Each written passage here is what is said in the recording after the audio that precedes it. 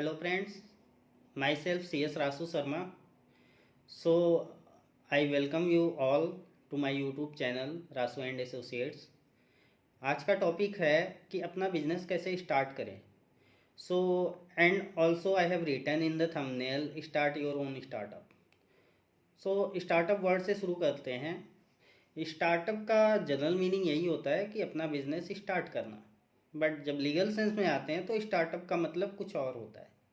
Like सारी businesses eligible नहीं होते स्टार्टअप इंडिया स्कीम के लिए। सिर्फ 3 type of business are there, like limited liability partnership, registered partnership forms and companies. So in 3 business organisations के अलावा आप किसी भी टाइप से बिजनेस कर रहे हो वो स्टार्टअप इंडिया स्कीम में रजिस्ट्रेशन के लिए एलिजिबल नहीं होते। फर्स्ट तो ये थिंग क्लैरिटी होनी चाहिए सबके माइंड में। सेकंड, अगर मेरे माइंड में कुछ आइडिया है तो मैं कैसे अपना बिजनेस स्टार्ट करूं, जो कि मोस्ट लोगों का क्वेश्चन होता है। इवन मेरे कुछ क्लाइंट्स मेरे को कॉल करते हैं, बोलते हैं रासू सर मुझे अपना स्टार्टअप शुरू करना है। तो मेरे माइंड में वही आता है, स्टार्टअप शुरू करना it means he wants to register a company और एलएलपी या पार्टनरशिप फॉर्म। बट जब मैं उनसे बात करता हूँ तो उनका ये आता है, भाई यहाँ से माल बनवाऊँगा जॉब वर्क पे, यहाँ पे सेल करूँगा, ये सारा आइडिया उनके पास होता है। But they don't want to register a private limited company और कंपनी, बट वो चाहते हैं कि प्रोप्राइटरशिप में काम करें, तो उसको स्टार्टअप नहीं बोलते हैं। तो मेरा वीडियो बनाने का मोटिव यही है कि लोगों के माइंड में अवेयरनेस रहे, क्लैरिटी रहे कि startup something different. But business start करने के लिए काफ़ी टाइप्स ऑफ बिजनेस ऑर्गेनाइजेशंस होते हैं जिसमें हमें रजिस्टर करना होता है या कुछ रजिस्टर करने की ज़रूरत भी नहीं होती। एंड सेकंड, मेरे पास ज़्यादातर क्वेरीज इसलिए आती हैं कि जी मुझे प्रोप्राइटरशिप रजिस्टर कराना है। काफ़ी क्लाइंट्स बोलते हैं कि सर हमें प्रोप्राइटरशिप फॉर्म रजिस्टर करानी है। तो आइए देखते हैं इस वीडियो में कि क्या टाइप्स ऑफ बिजनेस ऑर्गेनाइजेशंस हैं इंडिया में और क्या क्या रजिस्ट्रेशंस लेने होते हैं initially to register your company और बिजनेस ऑर्गेनाइजेशन, और क्या क्या इनिशियल स्टेप्स होते हैं। उसके बाद में आगे वीडियोस आएंगी जिसमें हम डीप में जा कर के बिजनेस को रन कैसे करना है, क्या क्या टाइप के लाइसेंसेज लेने हैं, क्या प्रोसीजर्स होते हैं, क्या कंप्लायंसेज होते हैं, काफ़ी सारी वीडियोस आएंगी। तो लेट्स सी, थोड़ा सा चैनल का इंट्रो देख लेते हैं फिर स्टार्ट करते हैं अपनी वीडियो।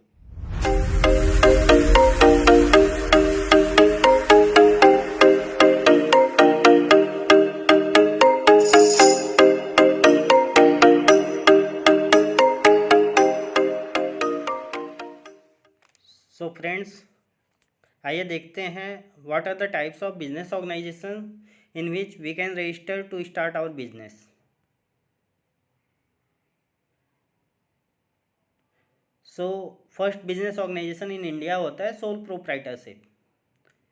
सोल प्रोप्राइटरशिप का मतलब है उसका एक ही मालिक होगा। एंड आगे देखेंगे क्या रिक्वायरमेंट होती है सोल प्रोप्राइटरशिप को रजिस्टर करने के लिए, या कुछ रजिस्ट्रेशन करने की ज़रूरत ही नहीं है। Second type of business organisation है HUF and family businesses. HUF का मतलब होता है हिंदू अनडिवाइडेड फैमिली, या उसको ये भी बोल सकते हैं कि भाई फैमिली रन बिजनेस है। तो HUF का इनकम टैक्स में प्रोविज़न है, तो उसमें रजिस्ट्रेशन लेते हैं, लाइक पैन नंबर क्रिएट करके करता डिक्लेयर करके, वो something is different. Then third business organisation है पार्टनरशिप। पार्टनरशिप रजिस्टर्ड भी हो सकते हैं, अनरजिस्टर्ड भी हो सकते हैं। आगे आके हम देखेंगे क्या क्या रिक्वायरमेंट्स हैं। Fourth one is company. Company means company registered under the companies act 2013। Next is statutory bodies and corporations. We will see on next slides कि किस टाइप की स्टैट्यूटरी बॉडीज होती हैं, क्या इनके बिजनेसेज होते हैं। Then cooperative societies and trust and cooperative societies के अलावा मल्टी स्टेट कोऑपरेटिव सोसाइटीज़ भी होती हैं, तो ये भी हम डिस्कस कर लेंगे शॉर्ट में। And last one is limited liability partnership. तो आइए देखते हैं टाइप्स ऑफ बिजनेस ऑर्गेनाइजेशंस में वन बाय वन कि क्या क्या, अगर मेरे माइंड में कुछ आइडिया है तो क्या क्या टाइप से मैं बिज़नेस कर सकता हूँ। लाइक आप अपना बिजनेस स्टार्ट करने का सोच तो लिया, आपके पास टेक्निक भी है कि बिज़नेस कैसे करना है, लेकिन ऐसे तो होता नहीं है ना कि हवा में बिज़नेस कर ले, बस कच्चे में माल उठाया बेचा, ऐसे नहीं होता है। बिकॉज अगर आपको लंबा चलना है तो proper registration, proper licences, compliances के साथ में चीज़ें करनी होंगी। अदरवाइज आप शॉर्ट टर्म में गेन कर जाओगे बट आगे जाके आपका बिजनेस ठप हो जाएगा, कहीं ना कहीं गवर्नमेंट नोटिसेज या कुछ ना कुछ हो जाएगा। इट्स बेटर कि अपना बिजनेस स्टार्ट करने के लिए, मैं ये नहीं कह रहा आपको लीगली प्रॉपर वेल वर्स्ड होना चाहिए, बट एटलीस्ट आपको इतनी तो नॉलेज होनी चाहिए कि अगर मैं बिज़नेस स्टार्ट करना चाहता हूँ तो अगर कंसल्टेंट को ढूंढना है मुझे, किस से बात करूँ, कैसे करूँ, इन केस कंसल्टेंट कुछ आपको बोल रहा है, एडवाइस करे, तो आपके अंदर इतना सेंस होना चाहिए कि वो करेक्ट बोल रहा है या नहीं। तो मेरा वीडियो आप देखो, पूरा देखना, जिससे आपको क्लैरिटी आए। हर टाइप ऑफ बिजनेस ऑर्गेनाइजेशन में कुछ कंसल्टेंट मुझे ऐसे भी पता है सोल प्रोप्राइटरशिप रजिस्ट्रेशन के नाम पे फीस चार्ज कर लेते हैं और बैंक अकाउंट खुलवा के दे देते हैं, जो कि कहीं ना कहीं गलत है। एंड बाद में मेरे पास ऐसे छोटे मोटे व्यापारी भी आते रहते हैं जो ये कहते हैं कि सर हमने इन सर से कराया था अपना सोल प्रोप्राइटरशिप रजिस्ट्रेशन, तो मैं उनको क्लैरिटी देता हूँ तो उनके समझ में आती हैं। तो काफ़ी सारी चीज़ें होती हैं।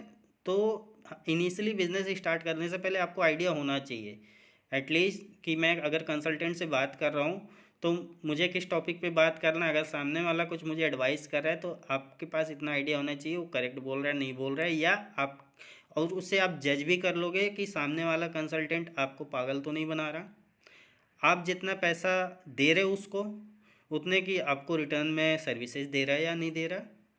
तो काफ़ी चीज़ें होती हैं। तो let's see one by one कि क्या क्या टाइप्स ऑफ बिजनेस ऑर्गेनाइजेशन है। ये तो हमने देख लिया कैसे इसको रजिस्टर करते हैं, क्या चीज़ें होती हैं। तो फर्स्टली मैंने बताया था सोल प्रोप्राइटरशिप। यहाँ पे सोल का मतलब ये होता है अकेला, और प्रोप्राइटरशिप का मतलब होता है ओनरशिप। यानी कि sole proprietorship is a form of business organisation जिसमें एक अकेला बंदा ओनर होता है। ओनर मतलब मालिक होता है, अकेला मालिक है। तो जो उसका प्रॉफिट होगा अकेला एंजॉय करेगा, लेकिन जो लॉस होगा वो भी तो अकेले ही बियर करेगा। ठीक है। तो सोल प्रोप्राइटरशिप में क्या होता है कि जैसे आप पढ़ सकते हो स्क्रीन पे, in sole proprietorship type of business organisation the single individual takes all initiatives to start and run the business. It means only one person और individual become the owner of the business. ठीक है। तो अगर like मैं एक आदमी individual हूँ, मुझे बिजनेस स्टार्ट करना है, मैंने अपना बिजनेस स्टार्ट किया, सोल प्रोप्राइटरशिप है, एकल स्वामी जिसको भी बोलते हैं शुद्ध हिंदी में एकल स्वामित्व।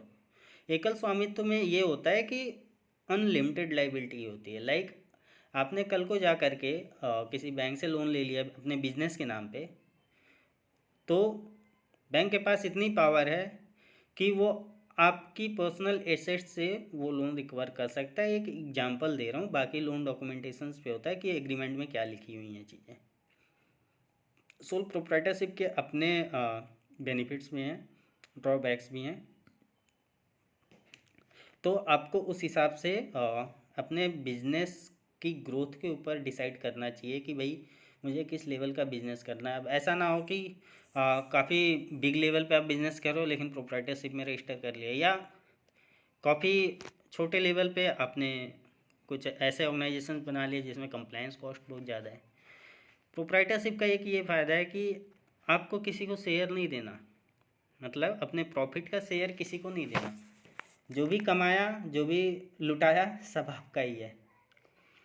बट इसके ड्रॉबैक ये हैं, अकेला स्वामी होता है, मीन्स अकेला बंदा होता है बिजनेस करने वाला। वो क्या करता है, वही माइंड लगाता है, पूंजी वही लगाता है, कैपिटल वही लगाएगा, ठीक है, बट माइंड भी वही लगाएगा अपना। तो यहाँ पे डाइवर्सिटी नहीं होती ओपिनियन में। अगर आपको कोई एक पार्टनर मिल जाए या साथ में काम करने वाले कोवर्कर्स मिल जाएं, मे बी उनका आइडिया भी हो कि कैसे मार्केटिंग करनी है, कैसे बिजनेस चलाना है। ऑब्वियस है, ज़रूरी नहीं कि एक एक बंदा ही all man one man army हो। हमें कहीं ना कहीं दूसरों के ओपिनियन की ज़रूरत होती है। वो भी ओपिनियन ऐसी नहीं कि इधर उधर से ले लिया, प्रॉपर ओपिनियन की जो आपको बिजनेस रन करने में हेल्प दे। लाइक अगर आप किसी के साथ में बिजनेस कर रहे हो तो बंदा आपको कभी गलत एडवाइस नहीं करेगा, क्योंकि अगर नुकसान होगा उसको भी झेलना पड़ेगा in percentage of his share. तो प्रोप्राइटरशिप का ये है कि अकेला ही स्वामी होता है, तो जो भी प्रॉफिट लॉस होता है उसे ही झेलना पड़ता है। दूसरा, आपको गवर्नमेंट टेंडर्स लेने हैं तो प्रोप्राइटरशिप में काफ़ी मुश्किल होता है लेना। तीसरा, अगर आपको अपने बिजनेस का स्केल बढ़ाना है तो सप्लायर्स का भरोसा नहीं होता प्रोप्राइटरशिप पे। कहीं ना कहीं वो कहते हैं भाई कंपनी होती तो हम आपके साथ एग्रीमेंट करते, प्रोप्राइटरशिप में नहीं करेंगे। और इवन कुछ लोग जो ये बिज़नेस कर रहे होंगे प्रोप्राइटरशिप में, ये कभी ना कभी उन्होंने डील किया होगा। तो काफ़ी सारी चीज़ें हैं। बट अब देखते हैं कि रजिस्ट्रेशन कैसे करना प्रोप्राइटरशिप का। तो लिटरली मैं बता रहा हूँ, प्रोप्राइटरशिप का कोई रजिस्ट्रेशन नहीं होता, कहीं लॉ नहीं है, कोई एक्ट नहीं है, कोई अधिनियम नहीं है प्रोप्राइटरशिप रजिस्ट्रेशन करने का। बट यस, सिर्फ आपके पास एक करंट बैंक अकाउंट होना चाहिए। सेविंग से भी आप काम कर सकते हो, बट अगर आप अपने बिजनेस के नाम पे सेविंग बैंक अकाउंट ले जाओगे, लाइक मेरे फर्म का नाम है रासू एंड एसोसिएट्स, बट मेरा नाम है रासू शर्मा, मैं रासू शर्मा के नाम से अपना बिजनेस शुरू करता है, तो सेविंग अकाउंट से काम चल जाता है। बट मैं चाह रहा हूँ रासू एंड एसोसिएट के नाम से बिजनेस स्टार्ट करना, तो मुझे कुछ तो गवर्नमेंट प्रूफ चाहिए बैंक अकाउंट ओपन करने के लिए, क्योंकि बैंक तो ऐसे ओपन करेगा नहीं। तो उसके लिए बैंक कहता है कोई एक गवर्नमेंट प्रूफ ले आओ इस फर्म के नाम पे, तब हम मान लेंगे। तो लोग क्या करते हैं, कंसल्टेंट लोग, या तो जीएसटी रजिस्ट्रेशन करा देते हैं, या एक रजिस्ट्रेशन होता है सॉफ्ट एंड इस्टेब्लिशमेंट एक्ट में, उसमें करा देते हैं, या उद्यम रजिस्ट्रेशन एक होता है एमएसएमई का, उसमें रजिस्टर करा देते हैं। उसमें आपके नाम के साथ में आपका फर्म का नाम भी लिख देते हैं, जो कि गवर्नमेंट प्रूफ हो जाता है, और देन आपका करंट बैंक अकाउंट ओपन हो जाता है। करंट बैंक अकाउंट ओपन होने के बाद में इट इज़ ए प्रूफ कि आपका प्रोप्राइटरशिप रजिस्टर हो गया। यही प्रोसेस है, ज़्यादा कोई लंबा चौड़ा प्रोसेस नहीं है। प्रोप्राइटरशिप हमेशा इंडिविजुअल के पैन पे चलता है। लाइक मेरा फॉर्म है, मेरे पैन के ऊपर चलेगा, जीएसटी आएगा, मेरे पैन के ऊपर रजिस्टर होगा, प्रोप्राइटरशिप का अलग से कोई पैन नहीं बनेगा। ये होता है इसमें। और जो भी लॉस प्रॉफिट जो भी चीज़ें होंगी सब मेरी होंगी, लाइबिलिटीज़ हैं तो मेरी हैं, एसेट्स हैं तो मेरी हैं। प्रोप्राइटरशिप का मतलब ये होता है। आइए देखते हैं second form of business organisation, HUF and family business. तो इसको ज़्यादा डिटेल में नहीं समझेंगे। एचयूएफ का मतलब होता है हिंदू अनडिवाइडेड फैमिली। अगर कुछ कलेक्टिवली बिजनेस, अब किसी फैमिली है Hindu undivided family, like joint family है, उनका कुछ फैमिली बिजनेस है, तो टैक्सेशन बेनिफिट के लिए एक अलग से ऑर्गेनाइजेशन बना देते हैं एचयूएफ, जिसमें सिर्फ पैन नंबर बनवा लेते हैं हिंदू अनडिवाइडेड फैमिली के नाम पे। लाइक मैं शर्मा हूँ तो शर्मा एंड फैमिली एचयूएफ ऐसे करके कुछ नाम दे दिया और पैन नंबर बना लिया। उससे हमारा जो मेरी पूरी फैमिली का, यानी कि जो उस एचयूएफ के मेंबर्स हम देते हैं पैन के रजिस्ट्रेशन में, तो उसमें सारे फैमिली मेम्बर्स की जो इनकम होती है वो कलेक्टिवली होती है, और उसका बैलेंस शीट प्रॉपर बनता है। फिर एचयूएफ की रिटर्न फाइल होती है, उसमें जो प्रॉफिट एंड लॉस होता है वो होता है। और जब हम एफिडेविट देते हैं पैन नंबर बनाने के लिए एचयूएफ का, तो उसमें कर्ता का नाम देते हैं, उसका डेट ऑफ बर्थ देते हैं, एज देते हैं, देन पार्ट प्रॉफिट में शेयर परसेंटेज देते हैं कि कितना, अगर प्रॉफिट होगा तो कितना परसेंटेज, लॉस होगा तो कितना परसेंटेज इनका रहेगा। सेकेंडली, कर्ता के बाद बाकी फैमिली मेम्बर्स को मेंबर्स बोलते हैं। उनका डिटेल दे करके एक एफिडेविट नोटराइज करा के 50 रुपये के स्टैम्प पेपर पे वो सबमिट करना होता है पैन के लिए, दैट्स इट। और कोई इसमें बड़ा प्रोसेस नहीं है। थर्ड है पार्टनरशिप। पार्टनरशिप होता है कि दो या दो से ज़्यादा लोग अगर एक फॉर्म बना करके बिजनेस कर रहे हैं तो पार्टनरशिप होता है। ये रजिस्टर्ड भी हो सकता है, अनरजिस्टर्ड भी। रजिस्टर्ड पार्टनरशिप के अपने बेनिफिट्स हैं, अनरजिस्टर्ड पार्टनरशिप के कुछ ड्रॉबैक्स हैं, लाइक आपको गवर्नमेंट टेंडर्स में मुश्किल होगी, स्टार्टअप इंडिया का बेनिफिट नहीं मिलेगा। सो मैक्सिमम पार्टनरशिप बनाने के लिए मिनिमम तो 2 पार्टनर्स चाहिए, लेकिन मैक्सिमम 20 होनी चाहिए। जो एक बिज़नेस लॉफुल बिजनेस होना चाहिए, वो लॉफुल बिजनेस करने के लिए रजिस्टर्ड होंगे under the Indian partnership act 1932। तो इसमें क्या होता है, एक पार्टनरशिप एग्रीमेंट बनता है। वो एग्रीमेंट आपके डिस्ट्रिक्ट के रजिस्ट्रार के पास रजिस्टर्ड होता है, फिर जा कर के रजिस्ट्रेशन का सर्टिफिकेट आता है। Then you can apply for allotment of PAN and opening of current bank account. Then आप कोई भी लाइसेंस ले सकते हो जिस इंडस्ट्री में आपका बिजनेस है। नेक्स्ट है कंपनी। कंपनी सभी जानते हैं, प्राइवेट कंपनी होती है, पब्लिक कंपनीज होती हैं, जो इंडियन कंपनीज एक्ट 2013 में रजिस्टर्ड होती हैं। तो कंपनी रजिस्ट्रेशन का मैं अलग से एक वीडियो लाऊंगा जिसमें पूरा प्रोसेस समझाऊंगा कि एक्चुअल में रजिस्ट्रेशन कैसे होता है। आपको एक कंसल्टेंट की ज़रूरत पड़ेगी, बिकॉज कंपनी बनाते टाइम काफ़ी सारे सर्टिफिकेशंस की ज़रूरत होती है, जिसमें हम किसी भी CS, CA, CMA या फिर आप एडवोकेट को ऑथराइज कर सकते हैं कंपनी रजिस्ट्रेशन के लिए। बट येस, आपको थोड़ा बहुत प्रोसेस पता होगा तो आप निगोशिएट कर पाओगे कि किस हिसाब से कंपनी रजिस्टर करनी है, क्या क्या रिक्वायरमेंट्स होती हैं। सो इसके लिए मैं अलग से वीडियो बनाऊंगा, ये वीडियो काफ़ी लंबी हो जाएगी। Then statutory bodies and corporations. Statutory body is a body that is created under an act of parliament, like LIC, life insurance corporation of India, वो LIC एक्ट में रजिस्टर्ड है। RBI, reserve bank of India, reserve bank of India registered created है under the reserve bank of India act. ICSI, institute of company secretary of India, वो the institute of company secretaries of India act में registered है। ऐसे ही ICAI। तो ये सब statutory bodies होते हैं जो कुछ नॉन प्रॉफिट ऑर्गेनाइजेशंस होती हैं और कुछ सर्विसेज के लिए, गवर्नमेंट सर्विसेज के लिए क्रिएट की जाती हैं। देन नेक्स्ट बिजनेस ऑर्गेनाइजेशन होता है cooperative societies and trust. Cooperative societies her state में रजिस्टर्ड होती हैं, अलग अलग उनके एक्ट्स होते हैं हर स्टेट के। फिर आती हैं सोसाइटीज़। सोसाइटीज़ का भी ऐसे ही एक तो इंडियन सोसाइटी रजिस्ट्रेशन एक्ट है और कुछ स्टेट अपने सोसाइटी रजिस्ट्रेशन एक्ट नोटिफाई करते हैं, तो दोनों टाइप से आप रजिस्टर कर सकते हो दोनों में।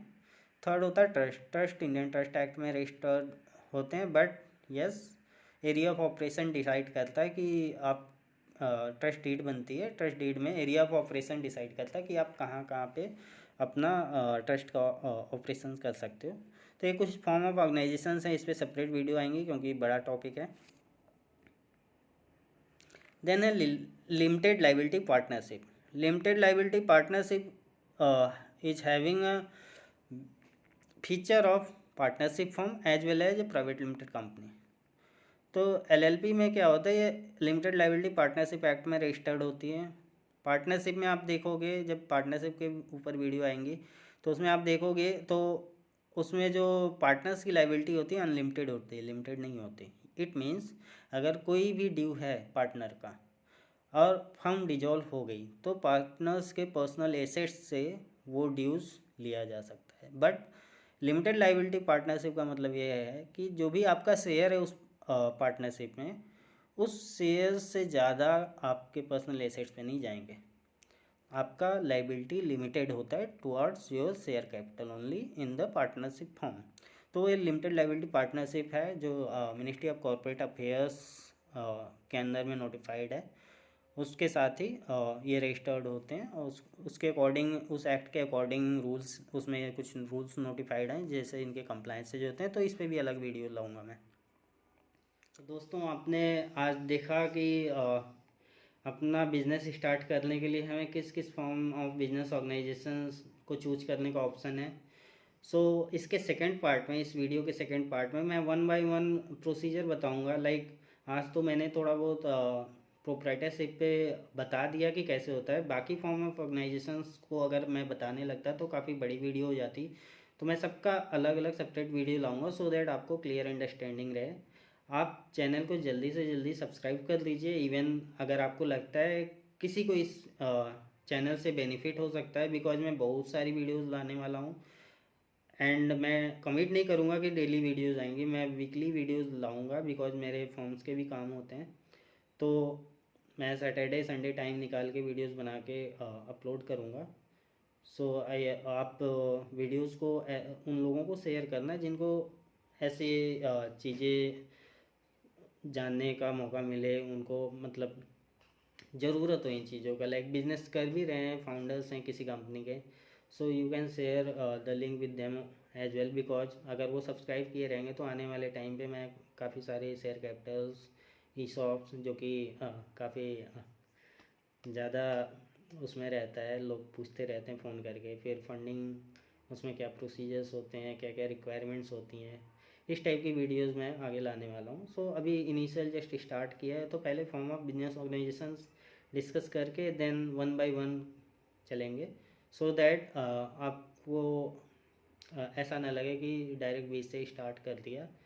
और मैं उन सारी क्वेरीज को रिस्पॉन्ड करूँगा जितना मैंने अपने 12-13 साल के करियर में सीखा है, सो दैट कुछ हमारे स्टूडेंट्स भी होते हैं लॉ के, CA CS के, CMA के, एंड कुछ फाउंडर्स होते हैं जिन्होंने बिजनेस स्टार्ट किया है बट प्रॉपर कंसल्टेंट उनके पास नहीं है, और कंसल्टेंट्स और जस्ट स्टार्टिंग फेज में, अभी फंडिंग भी नहीं आई हुई है but they want to raise the fund.